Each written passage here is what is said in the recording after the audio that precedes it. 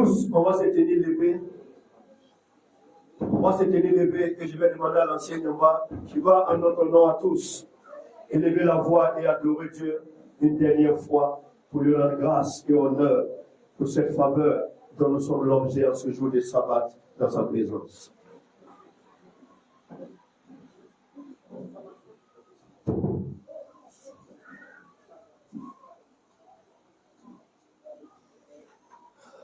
Elohim, ton âme te bénit ce matin. Tu es Elohim. Mon âme te bénit ce matin. Tu remplis ce lieu de ta présence. Tu renouvelles les forces de ton peuple, Père. Et tu accordes une onction particulière. L'onction qui brise le joug. L'onction qui renouvelle les forces. L'onction, Seigneur, qui mandate. L'onction qui établit. L'onction qui établit. L'onction qui brise le joug de Satan. L'onction qui brise le joug de la sorcellerie.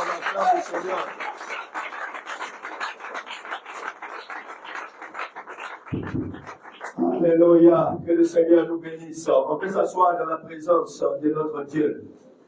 Oh mon Dieu, oh Jésus, oh Yahweh, tu es bon, vraiment, tu es bon. Oh mon Dieu, oh Yahweh, oh Jésus, tu es bon pour moi, tu es bon, je t'aime, Dieu.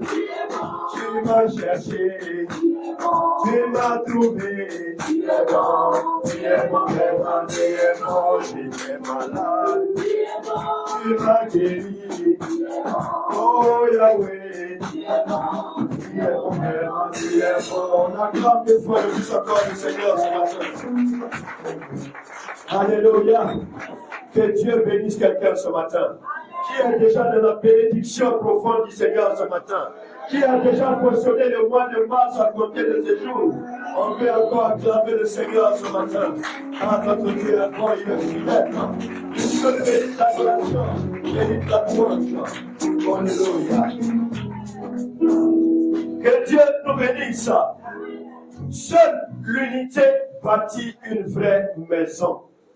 Seule l'unité bâtit une vraie maison. Bien-aimé, qu'il s'agisse de la maison physique à la maison, ton foyer, ta famille, qu'il s'agisse de l'église, je veux que tu comprennes en ce premier sabbat de mars que seule l'unité, bien-aimé, peut donner à ton foyer d'être bâti sur le roc qui est Christ Jésus. Alléluia. C'est pourquoi nous allons prendre nos Bibles dans 1 Corinthiens 12. Ce chapitre que nous connaissons très bien. 1 Corinthiens 12, verset 12 à 27. On va tous se tenir levés pour écouter la parole de Dieu. 1 Corinthiens 12, 12. 1 Corinthiens 12. Ce matin, décidément, on est dans la Corinthe. 1 Corinthiens 12, 12, 27. On écoute la parole de Dieu. 12, 27. Car, comme le corps est un et a plusieurs membres, et comme tous les membres du corps, malgré leur nombre, ne forment qu'un seul corps, ainsi en est-il de Christ. Nous avons tous, en effet, été baptisés dans un seul esprit pour former un seul corps, soit juif, soit grec, soit esclave, soit libre, et nous avons tous été abreuvés d'un seul esprit. Ainsi, le corps n'est pas un seul membre, mais il est formé de plusieurs membres. Si le pied disait, parce que je ne suis pas une main, je ne suis pas du corps, ne serait-il pas du corps pour cela? Et si l'oreille disait, parce que je ne suis pas un œil, je ne suis pas du corps, ne serait-elle pas du corps pour cela? Si tout le corps était œil, où serait l'ouïe? S'il était tout ouïe, où serait l'odorat? Maintenant, Dieu a placé chacun des membres dans le corps comme il a voulu. Si tout était un seul membre, où serait le corps? Maintenant donc, il y a plusieurs membres et un seul corps. L'œil ne peut pas dire à la main, je n'ai pas besoin de toi, ni la tête dit aux pieds, je n'ai pas besoin de vous. Mais bien plutôt, les membres du corps qui paraissent être les plus faibles sont nécessaires. Et ce que nous estimons être les moins honorables du corps, nous les entourons d'un plus grand honneur. Ainsi, nos membres les moins honnêtes reçoivent les plus d'honneur, tandis que ceux qui sont honnêtes n'en ont pas besoin. Dieu a disposé le corps de manière à donner plus d'honneur à ceux qui en manquaient, afin qu'il n'y ait pas de division dans le corps, mais que les membres aient également soin les uns les autres. Ainsi, un membre souffre, tous les membres souffrent avec lui. Si un membre est honoré, tous les membres se réjouissent avec lui. Vous êtes le corps de Christ et vous êtes ses membres, chacun pour sa part. Et Dieu a établi dans l'Église premièrement des apôtres, secondement des prophètes, troisièmement des docteurs, ensuite ceux qui ont le don des miracles, puis ceux qui ont les dons de guérir, de secourir, de gouverner, de parler diverses langues. Amen. Amen. Que Dieu nous bénisse. Voilà, on peut s'arrêter là. Voilà, bien aimés, nous sommes ici dans le livre des Corinthes. Ce matin déjà, à la suite de la Sainte Seine, j'ai déjà brossé un peu sur le mode de vie des Corinthiens. Ici, c'est l'apôtre Paul qui leur a adressé cette lettre pour parler aux Corinthiens. D'abord, la ville de Corinthe, c'était une ville grecque. Et il nous est rapporté dans le dictionnaire biblique que c'était une ville qui était comme un carrefour. Et cette ville était très prospère. C'était un centre commercial en son temps incontournable, où les gens qui étaient en Europe, en Asie, les Romains, tout le monde était rempli dans cette ville. Donc il y avait de l'argent, il y avait de la richesse, c'est une ville qui bougeait en son temps. Donc le fait que la ville était prospère, il y avait beaucoup de riches. Donc la plupart de ceux qui y habitaient étaient devenus orgueilleux, étaient devenus prétentieux, étaient fiers d'eux-mêmes. La Bible, le dictionnaire dit que la débauche aussi, vous savez, quand une ville se développe, tout se développe en même temps. Donc, la débauche aussi s'était développée. Même dans l'église, on trouvait du désordre qu'on ne trouve même pas dans le monde. Et toutes ces choses régnaient dans l'église de Dieu. Et en son temps aussi, c'est en son temps qu'a émergé les grands philosophes, comme les Socrates, et tous, ils étaient là, c'était les Grecs, et tous, et dans leur philosophie, ils disaient que la raison humaine était au-dessus de la foi chrétienne. Donc, tous ces articles, tous ces dieux, qui sont descendants de Zeus, d'Apollon, et tous ces dieux-là influençaient d'une manière ou d'une autre la vie de cette nouvelle église qui était née au milieu de ce monde païen. Donc, c'est ce qui les a amenés à pratiquer un peu le paganisme. Il y avait la confusion.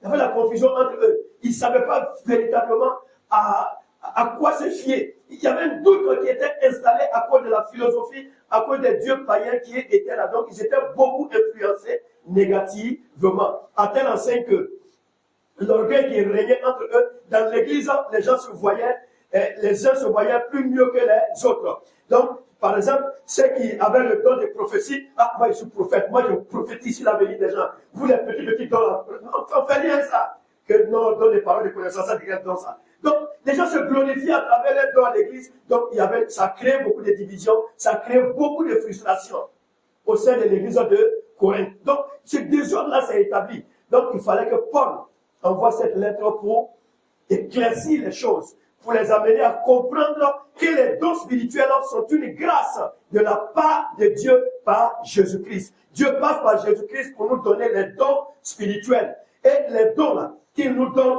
c'est pour une utilité commune. Voilà pourquoi, pour les amener à bien comprendre son message, il prend un exemple palpable sur le corps humain. Tout simplement pour leur enseigner cette vérité spirituelle. Il dit, si vous voulez comprendre le sens profond des dons spirituels, regardez le corps humain. Il y a la tête, il y a les cheveux, il y a le nez, il y a les yeux, il y a la bouche, il y a les bras, il y a les pieds, il y a le ventre. Voilà, il dit c'est comme ça le corps humain. Voilà, de la manière dont le corps humain est composé, c'est comme ça aussi nous en tant que chrétiens qui confessons la même foi en Christ Jésus, c'est comme cela Dieu à travers Christ nous a rendu un. Donc voilà pourquoi nous appelons le corps de Christ. On dit les chrétiens sont le corps de Christ.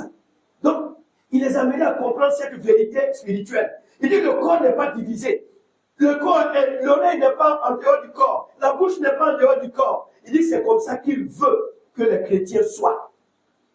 Et au-delà de cela, il dit maintenant, regardez la deuxième vérité que je vais vous enseigner. La bouche, elle est là. La bouche a son rôle qui lui est propre. Les doigts ont leur rôle. La main a son rôle. Les pieds. Il a dit chaque membre a un rôle qui lui est spécifique. Si chacun joue correctement son rôle, le corps ne peut être qu'en bonne santé. Il n'y a rien. Si l'oreille joue son rôle, si la bouche joue son rôle, les yeux jouent leur rôle, bien aimé, il n'y a pas de raison que le corps ne soit pas en parfaite santé. Donc c'est cette image-là qu'il leur donne de l'église. Il dit c'est comme ça que l'église doit être. Il n'y a pas un don qui est élevé plus qu'un autre don. C'est une complémentarité. Le pasteur n'est pas plus grand que l'ancien, ni l'ancien plus grand que le diable, ni le diable plus grand que la diaconesse, ainsi de suite jusqu'aux chrétiens de l'école de dimanche. Tout ça, il n'y a plus de grec, il n'y a plus de juif. Nous sommes tous égaux devant le Seigneur. Et nos dons se valent. Et voilà pourquoi plus loin, il continue maintenant, et il fait la différence entre les dons ministères et les 5 ministères dons. On a déjà enseigné tout ça ici. Donc, il dit que Dieu a donné d'abord 5 grands ministères pour le perfectionnement des saints. Comme vous connaissez les apôtres, les prophètes, les docteurs ou enseignants, les pasteurs, les évangélistes. Voilà les 5 grands ministères que Dieu a donnés. Voilà, ça c'est un appel divin. Ces 5-là, ça c'est un appel divin. Comme je suis là aujourd'hui, je suis pasteur, c'est parce que cet appel-là est sur ma vie. Quelqu'un peut prêcher mieux que moi, mais il n'est pas pasteur. Voilà, l'ancien point, par exemple, je peux prendre un exemple sur l'ancien point. Il peut mieux prêcher que moi lorsqu'il est là. Mais c'est un don de prédication qui est en lui. Ça, c'est un don ministère qui est en lui. Il a le don de parler de la part de Dieu. Voilà. Il a le don de parler, mais ça ne fait pas de lui un pasteur. Donc, et Paul fait la différence entre ces choses. Il dit, mais que ce soit les 5 ministères, que ce soit les dons spirituels, c'est la même chose. C'est une complémentarité. Il n'y a pas quelqu'un qui est plus élevé, plus grand. Et c'est ce qui s'est passé dans l'église de Corinthe. Et cela a suscité beaucoup de frustration, beaucoup de divisions. Et ça a porté atteinte, préjudice à l'avancement de l'œuvre de Dieu. Parce que la division s'est installée. Bien aimé, à la lumière de cet enseignement, et ce que Paul a voulu dire aux chrétiens de Corinthe en son temps, bien aimé, qu'est-ce que Dieu veut nous dire, nous qui sommes là ce matin, chrétiens de Bethel, qu'est-ce que Dieu veut nous enseigner ce matin? Dieu veut nous enseigner sur l'importance des dons spirituels. Dieu veut que tu prennes conscience que de par ta position, il y a un don en toi. Minimum, tu as un don spirituel dans ta vie. D'autres sont assis, ils ont 5 dons. Je vois des personnes qui ont 6, 7 dons, mais tu es assis sur ça. C'est des talents, bien aimé. Tu dois mettre cela en valeur. Sinon, tu vas rendre compte à Dieu pour cela. Si tu ne joues pas ton rôle, le corps sera malade. C'est parce que chacun n'est pas à son poste. Chacun ne joue pas son rôle comme il se doit. Je suis par exemple la famille. Il y a la famille, ils vont chaque jour envoyer un message, demander pardon à ceux qui viennent dans la cellule pour prier. Je dis, si on est né de nouveau, on n'a pas besoin de courir de l'œuvre pour que tu viennes dans la cellule. Si tu joues ton rôle, votre famille sera harmonieuse, elle sera bien dirigée, bien organisée. Et la grâce qui est attachée s'attachera à la vie de chacun d'entre vous. C'est comme ça. Chaque personne dans l'église doit jouer un rôle dans la maison de Dieu. Et le rôle que chacun d'entre nous joue est fondamental dans la maison de Dieu et contribue à faire avancer le royaume de Dieu. Celui qui est appelé à l'évangélisation va évangéliser, à l'exhortation, à nettoyer. Chacun a un talent qu'il doit faire valoir. C'est ce que Christ veut nous dire à travers Paul ce matin. Il veut que tu prennes conscience qu'il y a 1 ou 2 ou 3 ou 10 talents en toi, 10 dons en toi. Ce que Dieu attend de toi, c'est de t'élever, Seigneur. Je sais qu'il y a des capacités en moi. Je sais qu'il y a des dons en moi. Seigneur, révèle-moi ces dons-là. Je vais prendre un moment de jeûne, que ces dons-là émergent pour que je puisse les exercer pleinement dans ta maison. Et la deuxième chose, Dieu ne nous donne pas ces dons pour qu'on se glorifie avec. Ah oui, c'est moi, je l'ai délivré. Toi, tu peux délivrer quelqu'un, tu n'es qu'un pauvre pécheur. Ah oui, c'est moi, je l'ai délivré. Tu peux délivrer quelqu'un. il y a des pasteurs qui parlent comme ça. Il y a des gens aussi que Dieu utilise. Non, c'est moi, je fais ça, moi, je l'ai délivré. Comment tu es possédé, tu n'es pas encore délivré. Tu peux délivrer quelqu'un. Vous voyez, c'est l'abus de langage. Que c'est moi, je l'ai délivré. Et souvent, on s'enorgueillit avec ça. Donc, on se tape la poitrine, c'est le bishop. Souvent, quand on appelle, pardon, je ne suis plus pasteur. Je m'appelle maintenant archibishop. Appelez-moi maintenant archibishop. Et pour le voir maintenant, c'est difficile. Il faut passer par 5 secrétaires. Il faut appeler, il faut prendre rendez-vous. Il faut faire passer par là. Tu vas aller attendre d'être parti à l'hôpital. Tu peux attendre pendant 1 heure, 2 heures avant de voir l'archibishop. Vous voyez? Toutes ces choses, pourquoi? Parce que souvent, quand Dieu se manifeste à travers nous, on commence à devenir orgueilleux, prétentieux, parce que c'est nous qui accomplissons cela. Et c'est ce qui s'est passé à Corinthe. Et on commence à négliger les autres. Ceux qui prophétisent, ceux qui parlent en langue. Ça, c'est le côté de parler en langue, c'est pas ça. Ça, c'est élémentaire. Non. Non. Chacun joue son rôle. Et le rôle de chacun est important. Pour que l'église soit en paix. L'église soit tranquille. Pour que l'œuvre de Dieu prospère. Donc, il faut que l'église soit unie. Paul interpelle aussi sur l'importance de l'unité. Le 3e point. Mais aujourd'hui, combien de fois l'église est divisée? En Côte d'Ivoire, de façon générale. Et de façon même dans la propre maison, même, elle-même est divisée entre elle-même. Mais la Bible est claire. Une maison qui est divisée entre elle-même, elle ne peut pas subsister, elle ne peut pas aller loin. Il en est de même pour un foyer. L'homme a son rôle, la femme a son rôle, les enfants ont leur rôle, chacun a sa place. C'est une complémentarité. Mais chaque fois, c'est toi, le garçon, tu es dans la cuisine, tu es en train de tourner ça, tu es en train de tourner. C'est comme ça, tu goûtes pour voir si c'est là, c'est suffisant, c'est pas suffisant. Mais mon ami, tu n'es pas à ta place. Ça va créer des palabres inutiles, des divisions inutiles. Chacun doit être dans son poste. Quand chacun a son poste, chacun joue son rôle, le foyer est en paix. Le foyer est tranquille. Il y a la joie, l'unité de Dieu. Il en a de même pour l'église. Et Paul, ce matin, vient interpeller quelqu'un. Vient te dire, mon fils, ma fille, il y a des dons spirituels en toi. Ces dons que j'ai mis en toi, ce n'est pas pour toi. C'est pour tes frères et sœurs en Christ qui sont avec toi. Vous qui formez un seul corps. C'est très important. Si l'œil a fait quelque chose, c'est pour tout le corps. Là, il y a vu un serpent qui vient, il a averti le corps. Le pied commence à courir. C'est tout le corps qui court avec le pied. C'est comme ça. Mais qui a vu? C'est l'œil qui a vu d'abord. Et l'œil a informé le corps. Bon, pied, c'est pas qui peut nous faire quitter ici. Le pied a démarré en même temps. Ou bien le pied dit non, avant de démarrer, toi la main, prends bâton, il faut essayer de le tuer. Tout est coordonné, chacun joue son rôle. Et puis le corps est tranquille. Donc, Dieu veut que nous, en tant qu'Église, chacun soit à son poste. Tu es appelé à prophétiser, il faut jeûner, prier pour que Dieu développe ce don en toi. Ces dons d'évangélisation, ces dons de paroles de connaissance, ces dons de vision, dons d'interprétation des songes, quel que soit le don de libéralité, don de visite, don d'exhortation, il y a tellement de dons. Si je vais citer là, panier là, c'est la pleine ce matin. Il y a tellement de dons. On n'a pas besoin de se jalouser pour cela. Quand la jalousie s'entraîne, ça stoppe, ça bloque automatiquement l'œuvre de Dieu. Et beaucoup d'églises sont mortes aujourd'hui, n'avancent plus à cause de la jalousie. Soit même le pasteur, mais quand il voit que quelqu'un prêche mieux que lui, pour donner le micro, c'est pas là. Non, il est là. Si il donne le micro, il va prendre la vedette. Ils ne vont plus me voir. C'est lui, ils vont voir. Mais tu cherches quoi, pasteur? Tu cherches quoi? S'il prêche mieux que toi, que c'est un top, tant mieux. Il n'a qu'à venir contribuer à bénir le peuple. C'est une complémentarité. Il ne veut pas prendre ta place. Donc, malheureusement, d'autres n'ont pas compris. Pour laisser la chair à un ancien responsable pour prêcher, donc c'est difficile pour eux. Qui va me voler la vedette? Donc, tu veux être vedette. Il faut aller à Hollywood. Là, c'est mieux là que c'est la vedette. On va te voir partout. Vous voyez? Et c'est tout ça qui fait que l'église est divisée aujourd'hui. Quand on n'est pas à notre place, quand on ne joue pas notre rôle, il y aura toujours un déséquilibre. Donc, je veux encourager quelqu'un ce matin. Je veux encourager quelqu'un ce matin. Dieu t'a appelé à un service dans sa maison. Ne regarde pas autour de toi. Regarde à ton appel. Car chacun d'entre nous ici rassemblés, nous avons tous un appel sur notre vie.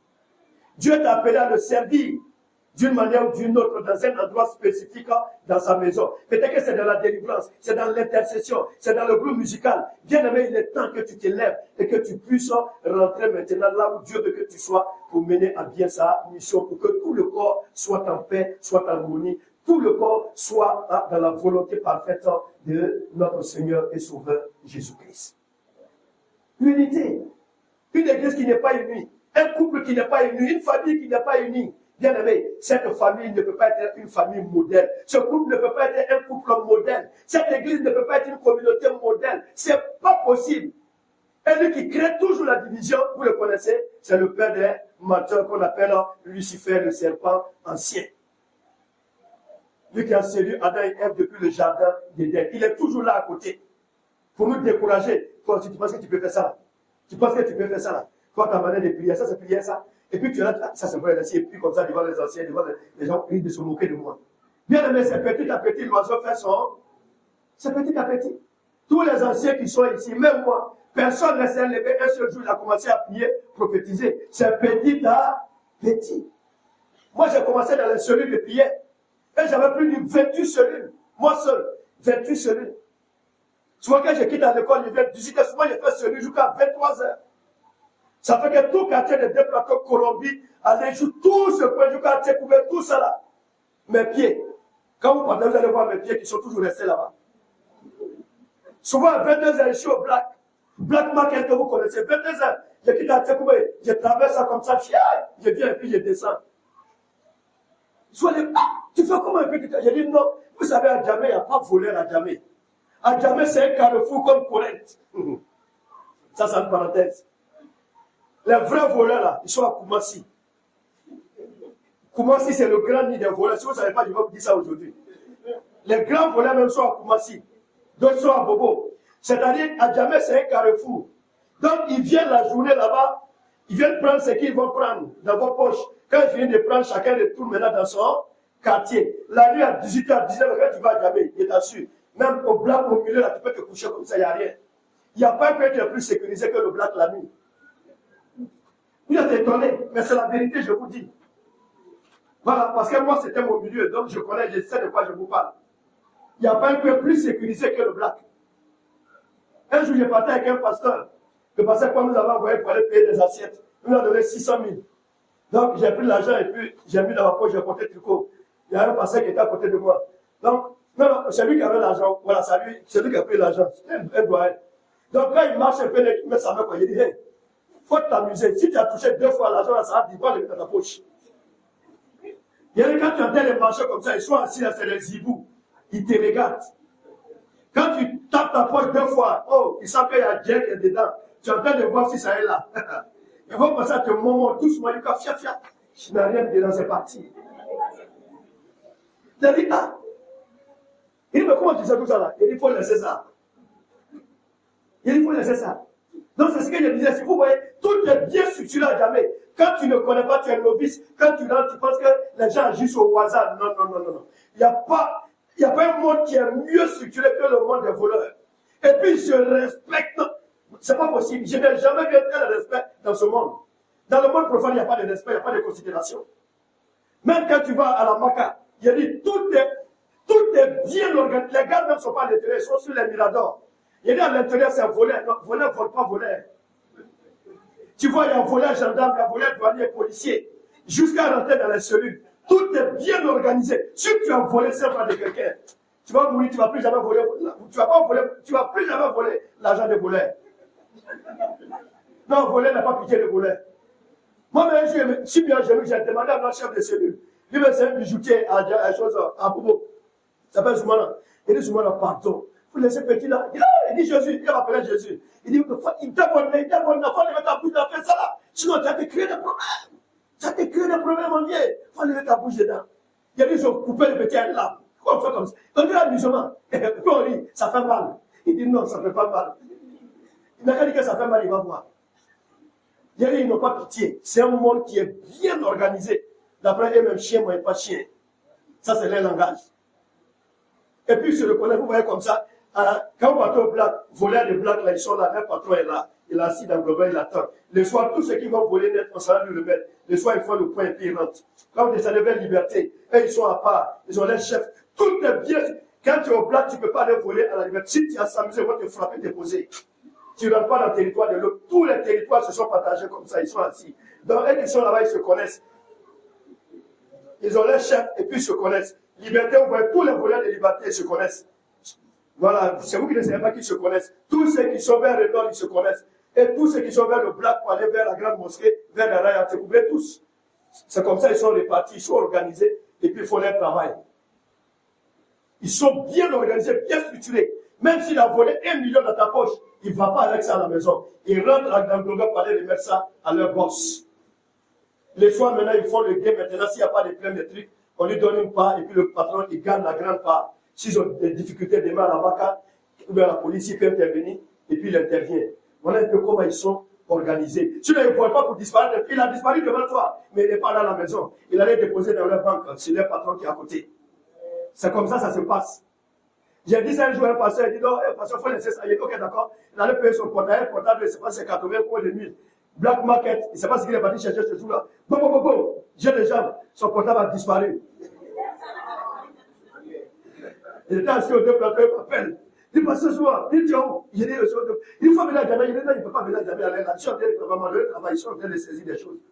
Il dit, à quoi? Il dit, il ne comprend pas. Il cherche son portable, il ne voit pas. Il dit, mais tu es à quel niveau? Il dit, je suis au black, au milieu là. Donc, quand il m'a indiqué le point, j'ai dit, ok, d'accord. Il faut rester là où tu es là. Tu as appuyé comment? Et puis, j'ai appelé un des petits.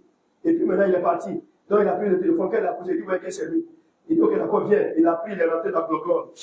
C'est les 6 mètres. Tu peux sortir quand tu as sorti, tu vas Mirador là-bas. Donc, tu ne connais pas le globe. Donc, quand il est rentré avec lui, on a fait sortir les portables. On dit, regardez. Il a regardé, il a dit, ah, voilà mon portable. Il dit, c'est pour toi. Il dit, tiens. Il a remis. Il a pris, il dit, ça fait combien? Il dit, non, c'est bon, il faut partir. Il a arrivé, en fait, il ne croit pas, il pense que c'est un rêve. En fait, il croit juste, il a mis des mois en tout cas avant de croire que c'est la vérité.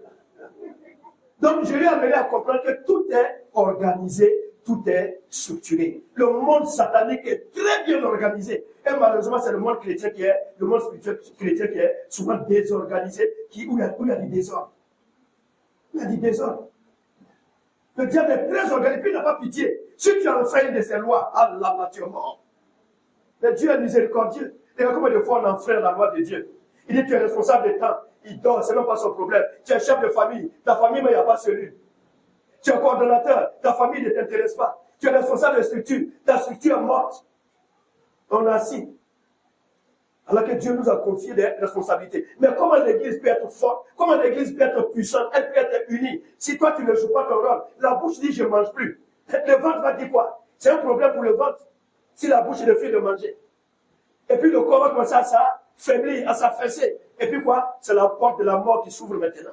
Vous voyez que le rôle de chacun est indispensable dans la maison de Dieu. Bien aimé, je donne cet exemple-là pour nous amener à comprendre qu'il est temps que toi et moi, nous puissions l'aider pour jouer le rôle qui est le nôtre. Que ce soit dans notre foyer, dans notre famille, dans notre église. Il est temps que tu te décides à servir le Seigneur. Parce qu'aujourd'hui t'appartient, mais demain n'est pas à toi.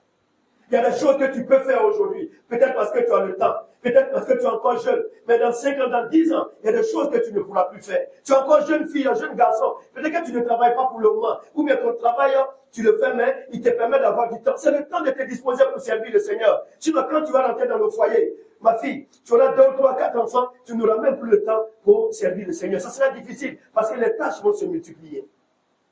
C'est dès maintenant que nous devons commencer à servir le Seigneur. Je vais t'encourager ce matin. Lève-toi. Le poste que Dieu t'a confié à l'église, le poste que Dieu t'a confié en famille, dans ton foyer, sois à ce poste, comme Habakkuk le dit. Sois à ce poste et fais ce que tu as fait et tu vas voir que la paix, la joie, l'unité, le succès de Dieu va s'installer dans ta famille, dans ton foyer et par ricochet dans ton église. Que Dieu te bénisse. On va s'incliner, je vais m'arrêter là. Je pense que ce que Dieu a voulu que tu entendes, tu l'as entendu. Voilà. Le jour que tu te retrouves au black, si tu as perdu quelque chose, il faut m'appeler. Je vais appeler mes petits. Si ça va faire 2 jours, tu vas retrouver. Mais si ça fait 2 jours, là, je ne te promets pas. Mais si c'est sur le champ, Dieu te fera la grâce, tu vas trouver ton argent. Voilà. Nous allons élever la voix. Nous allons prier, dire merci à Dieu pour ce culte qu'il est en train de bénir depuis ce matin. Nous avons pris conscience qu'en chacun d'entre nous, il y a des dons. D'autres ont plus de 5, 6, 10 dons. Que Dieu nous révèle tous ces dons. Et que Dieu nous donne de prendre cette résolution en nous-mêmes, de nous lever. et de pouvoir accomplir ses dons, de pouvoir mettre en valeur ses talents qu'il a mis en chacun d'entre nous à travers les différentes responsabilités qu'il nous a données dans sa maison, comme dans notre famille, dans notre foyer. Élevons la voix et prions. Père, nous voulons te rendre grâce encore ce matin. Toi qui fais chaque chose bon dans son temps. Tu nous as appelés, éternel mon Dieu, à être le corps de Christ. Tu as dit que quand un membre souffre, c'est tout le corps qui souffre. Quand un membre se réjouit, c'est tout le corps qui se réjouit. Si l'oreille, éternel mon Dieu, mon roi, a entendu de bonnes nouvelles, éternel mon Dieu, l'oreille a l'obligation, oh oui Seigneur, de partager cette bonne nouvelle avec tout le reste du corps pour que tout le corps soit dans l'allégresse. La gloire n'est pas à l'oreille, mais la gloire revient, éternel mon Dieu, à tout le corps, éternel mon Dieu. Donne-nous de ne point nous enorgueillir quand tu nous utilises pour délivrer, pour guérir, éternel mon Dieu, mon roi, pour convertir, éternel mon Dieu, mon roi, nous t'en supplions. Donne-nous d'être brisés, d'être humbles, de savoir que la manifestation des dons spirituels n'est que pure grâce émanant de toi, éternel mon Dieu, et que nous ne sommes que des cymbales vides, éternel mon Dieu, sans ton Esprit Saint. Seigneur, merci, parce que tu nous donnes de prendre conscience, éternel mon Dieu, des talents que tu as mis en nous, afin qu'étant, oh oui, à nos postes, oh oui, depuis nos maisons, nos familles, jusque dans ton église, que cette œuvre à laquelle tu nous as appelés, éternel mon Dieu, soit accomplie pleinement pour la seule et unique gloire de ton nom. Que ton nom soit béni au nom de Christ Jésus. Amen.